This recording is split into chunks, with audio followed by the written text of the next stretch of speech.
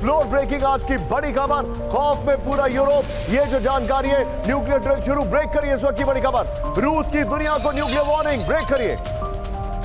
Ukraine के पास रूस की टैक्टिकल न्यूक्लियर वॉर ड्रिल शुरू। ड्रिल में किंजल और स्कैंडल मिसाइल शामिल। ड्रिल में रूस के न्यूक्लियर बॉम्बर भी शामिल। रूस के टैक्टिकल न्यूक्लियर ड्रिल से खौफ में दुनिया। फुल फ्रेम पर सिर्फ ब्रेकिंग राहुल, फिर उसके बाद शॉट। ये देखिए, रूस की दुनिया को न्यूक्लियर वार्निंग। बड़ी खबर, यूक्रेन के पास रूस की tactical nuclear war drill. Drill में किंजल और स्कैंडल मिसाइल शामिल। ड्रिल में रूस के न्यूक्लियर बॉम्बर भी शामिल। रूस के टैक्टिकल न्यूक्लियर ड्रिल से खौफ में दुनिया।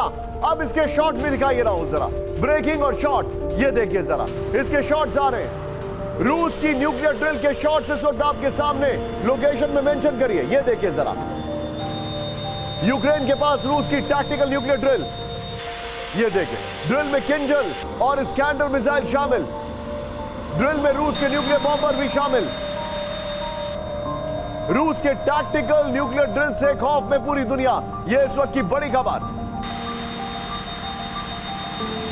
फुल फ्रेम पे शॉट दिखाइए। रूस की न्यूक्लियर ड्रिल शुरू हो चुकी है, जिसकी तस्वीरें हम आपको दिखा रहे हैं।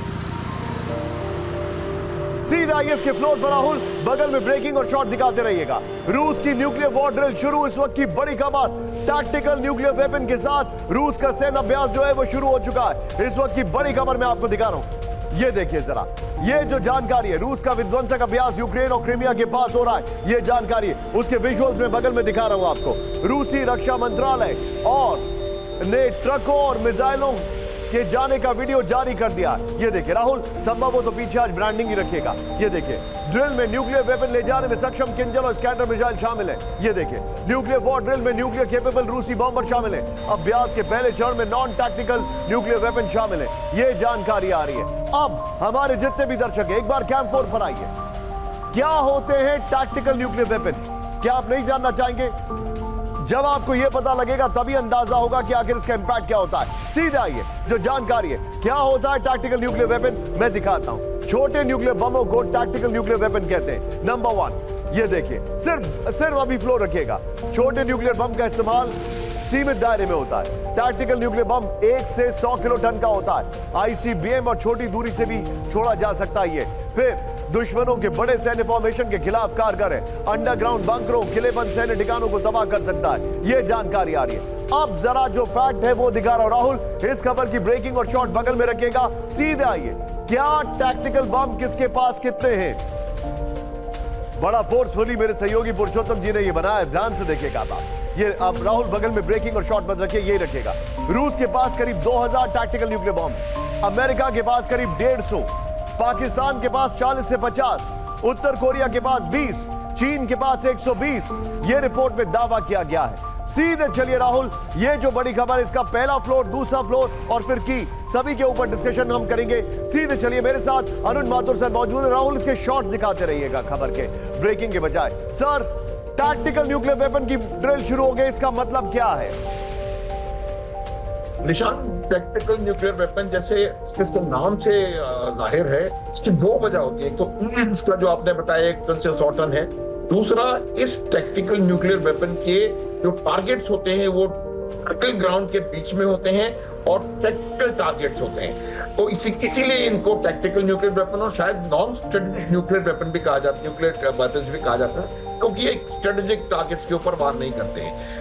और दूसरी ये बता रहा हूं मैं कि जब टैक्टिकल न्यूक्लियर वेपन्स का इस्तेमाल होता है, वो उन जगहों पर भी टैक्टिकल न्यूक्लियर वेपन का इस्तेमाल हो सकता है जहां पर आप या आपकी फ्रेंडली फोर्सेस भी एक्टिविटीज कर रही हैं, और उनका हो सकता है कि थोड़ा बहुत असर आपके ऊपर भी और आपके फ्रेंडली फोर्सेस के ऊपर भी होगा। कि जिस एरिया को आपको डिनाई करना है और टोटली अनयूजेबल बना देना है, वहां पर टैक्टिकल न्यूक्लियर वेपन का इस्तेमाल किया जाता है। ड्रिल की बात, जहां पे ड्रिल की बात है, उसके मेरे ख्याल से मकसद है, पहला मकसद को एक क्लियर मैसेज देना है कि we are not going to stop from using a tactical nuclear weapon if need be. दूसरा, अपने सिस्टम्स को, अपने इक्विपमेंट की और कैपेबिलिटी को, सर्विसिबिलिटी को टेस्ट कर लेना। सर, मैं आपको दिखाने वाला हूं, हमारे जितने भी दर्शक हैं, कि आखिर ये टैक्टिकल न्यूक्लियर वेपन रशिया ने डिप्लॉय कहां किए। सीधा आइए राहुल, ये देखिए जरा, ये है वो इलाका बेलारूस का। Why this map? ये देखिए, लाटविया, लिथुआनिया आपको दिखाई दे रहा है। बेलारूस के इस इलाके में रशिया ने अपने टैक्टिकल न्यूक्लियर वेपन डिप्लॉय किए हैं, ये जानकारी है। बेलारूस में रूसी न्यूक्लियर वेपन की तैनाती क्यों? नंबर 1, यूक्रेन से जंग और नेटो से टेंशन के बीच बेलारूस में न्यूक्लियर तैनाती हुई है। ये देखिए, 2023 से बेलारूस में तैनात है रूस के टैक्टिकल न्यूक्लियर वेपन। बेलारूस से यूक्रेन और कई नेटो देशों पर हमला करना आसान है। यूक्रेन, पोलैंड, लाटविया और लिथुआनिया का पड़ोसी देश है बेलारूस। बेलारूस की यूक्रेन के साथ करीब 1084 किलोमीटर बॉर्डर है।